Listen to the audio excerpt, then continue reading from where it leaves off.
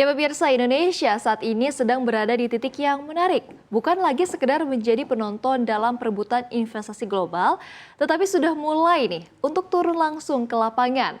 Presiden Prabowo Subianto dalam beberapa bulan terakhir terlihat sangat agresif. Mulai dari Eropa, Amerika, hingga Asia, satu persatu negara dikunjungi. Namun ini bukan sekedar kunjungan seremonial saja. Ini adalah diplomasi ekonomi. Pertanyaannya, apa yang berhasil dibawa pulang? Dan yang lebih penting, apa dampaknya untuk kita semua? Kita ulas lebih lengkap pemirsa dalam oleh-oleh investasi Prabowo dari lawatan jadi komitmen triliunan. Kita langsung saja ke slide yang pertama. Baik. Nah ini petanya ya pemirsa, peta lawatannya begitu. Kita mulai saja dari peta besarnya yang sejak awal 2026, Prabowo melakukan serangkaian lawatan ke negara-negara kunci. Di Eropa pemirsa, ini ada Inggris, ada Prancis, dan juga ada Swiss atau Switzerland. Di sini fokusnya bukan hanya ekonomi, tetapi juga diplomasi global dan juga positioning Indonesia. Di Asia, kita lihat ada Jepang dan juga ada Korea Selatan. Dua negara industri maju begitu ya, sudah lama menjadi mitra strategis Indonesia. Dan kemudian kita lihat juga ada Amerika Serikat. Prabowo bertemu langsung dengan para pelaku bisnis besar dalam forum yang diorganisasi oleh kalangan bisnis elit.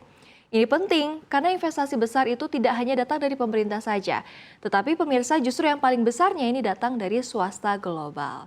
Nah ini kan petanya begitu ya, angka-angkanya seperti apa sih, kita breakdown di slide selanjutnya. Nah ini dia total komitmennya pemirsa. Kita sekarang masuk ke angka. Ini adalah bagian yang paling menarik begitu ya. Karena dari Jepang kita lihat nilai komitmen investasi ini mencapai lebih dari 23 miliar dolar Amerika Serikat atau setara dengan sekitar 401 triliun rupiah. Kunjungan Presiden Prabowo Subianto ke Republik Korea Selatan ini juga membawa hasil yang signifikan dalam sektor investasi yang ditandai dengan penandatanganan 10 nota kesepahaman atau MOU antara lembaga pemerintah, serta 17 MOU antara pelaku bisnis kedua negara dari Korea Selatan. Tambahannya yakni lebih dari 10 miliar dolar Amerika Serikat atau sekitar maksud kami 174 triliun rupiah.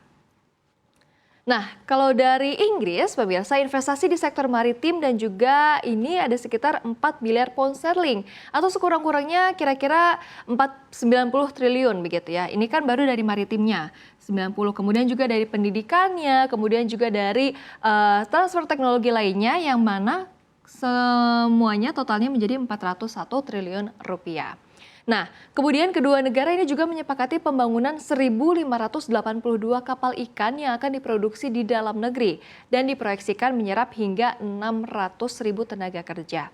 Di bidang pendidikan, Indonesia juga menjalin kerjasama dengan 24 universitas terbaik di Inggris Raya, terutama dalam pengembangan pendidikan kedokteran, serta sains, teknologi, teknik, dan juga tentunya matematika. Kemudian kalau dari Amerika Serikat angkanya paling besar pemirsa, di mana Presiden Prabowo menyaksikan penandatanganan 11 nota kesepahaman sekitar 38,4 miliar dolar Amerika Serikat atau sebetulnya lebih dari 600 triliun rupiah. Penandatanganan MOU ini antara pelaku usaha Indonesia dan juga Amerika Serikat dalam sesi Roundtable Business Summit yang diselenggarakan oleh US Asian Business Council di gedung US Chamber of Commerce, Washington DC.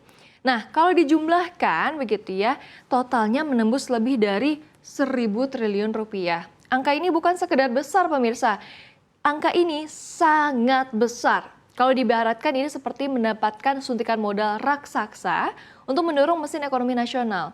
Namun sebetulnya ada satu hal nih yang harus diingat. Ini masih berupa komitmen semuanya ya. Jadi semuanya masih berupa tanda tangan, baru komitmen, belum menjadi realisasi. Kita geser ke slide selanjutnya, sektor-sektor mana saja nih yang paling menarik begitu ya. Nah, menariknya pemirsa, investasi ini tidak masuk secara acak. Ada pola yang sangat jelas. Pertama, terkait dengan hilirisasi begitu ya dan juga tentunya pertambangan. Indonesia ini kan memang kaya dengan sumber daya, terutama nikel begitu ya, dan dunia saat ini sedang berlomba-lomba untuk mencari bahan baku untuk industri kendaraan listrik. Kedua tentunya energi. Ya, termasuk dengan transisi ke energi bersih begitu ya atau EBT. Begitu. Nah, kemudian yang ketiga ada manufaktur dan juga industri pengolahan. Ini menandakan bahwa sebetulnya pergeseran besar dari ekonomi berbasis komoditas menuju ekonomi berbasis industri. Nah, yang keempat tidak lain dan tidak bukan ini adalah teknologi. Ya, ini adalah teknologi tinggi seperti semikonduktor, kemudian juga kecerdasan buatan dan tentunya juga digital. Ini krusial, pemirsa. Karena negara yang menguasai teknologi akan menguasai masa depan. Kemudian kelima tentunya juga ada agribisnis. Ya, dan juga ketahanan pangan. Dan terakhir, ini sektor maritim. Semua ini menunjukkan satu hal pemirsa, yakni Indonesia sedang naik kelas. Karena apa yang dicari semuanya ada di Indonesia.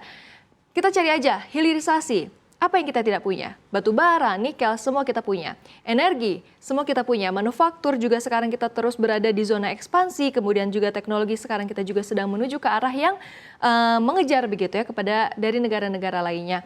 Kemudian agribisnis dengan adanya swasembada pangan dan juga maritim yang dimana Indonesia adalah negara kepulauan begitu. Jadi ibaratnya Indonesia ini adalah paket lengkap. Nah selanjutnya pertanyaannya sekarang kenapa sih Indonesia? Kenapa investor global mau masuk begitu ya? Kalau tadi kan di belakang tadi ya di slide sebelumnya memang ada beberapa yang kita punya begitu. Sebetulnya pemirsa selain sumber daya alam dan juga sumber daya manusia yang kita miliki, jawabannya ada di beberapa faktor kunci. Yakni yang pertama adalah pasar yang besar. Indonesia di dalamnya ada lebih dari 270 juta penduduk. Ini adalah daya tarik utama begitu ya. Yang kedua ini adalah sumber daya alam. Indonesia adalah salah satu pemain utama dalam mineral kritis dunia. Gitu. Jadi sangat banyak berlimpah ada di Indonesia. Dan yang ketiga adalah stabilitas, di mana pemirsa di tengah dunia yang penuh ketidakpastian, begitu mulai dari konflik Timur Tengah, Rusia, Ukraina, dan juga Amerika dengan perang dagang dengan China, Indonesia sebetulnya masih terlihat relatif stabil, begitu ya, tidak berpihak, begitu. Dan kemudian yang keempat ini ada komitmen dari pemerintah di mana Prabowo menekankan transparansi, kredibilitas dan juga standar internasional. Ini adalah bahasa-bahasa nih yang sangat disukai oleh investor begitu ya. Karena bagi investor kepercayaan adalah segalanya. Jadi kalau sampai stabilitasnya atau komitmen dari pemerintahnya tidak ada, mana mungkin investasinya atau investor ini akan masuk ke Indonesia begitu. Jadi ini adalah faktor-faktor kunci kenapa Indonesia akhirnya dipilih atau dilirik oleh para investor. Nah, jika semua ini terrealisasi ya pemirsa, dampaknya bisa sangat besar. Kemana? Pertama, lapangan kerja. Contoh nyata, proyek maritim dari Inggris ini bisa menyerap ratusan ribu tenaga kerja. Kedua, transfer teknologi. Indonesia tidak hanya mendapatkan investasi pemirsa, tetapi juga kita mendapatkan pengetahuan dan juga keahlian baru begitu ya. Ketiga, ada penguatan industri nasional dari hilirisasi sampai dengan manufaktur, kita semuanya bisa begitu. Kemudian yang keempat adalah pertumbuhan ekonomi atau pertumbuhan GDP. Investasi akan mendorong produksi, akan mendukung konsumsi dan juga ekspor. Dan yang terakhir efek berganda. Efek berganda itu apa sih? Efek berganda adalah satu investasi besar, ini bisa memicu investasi lainnya.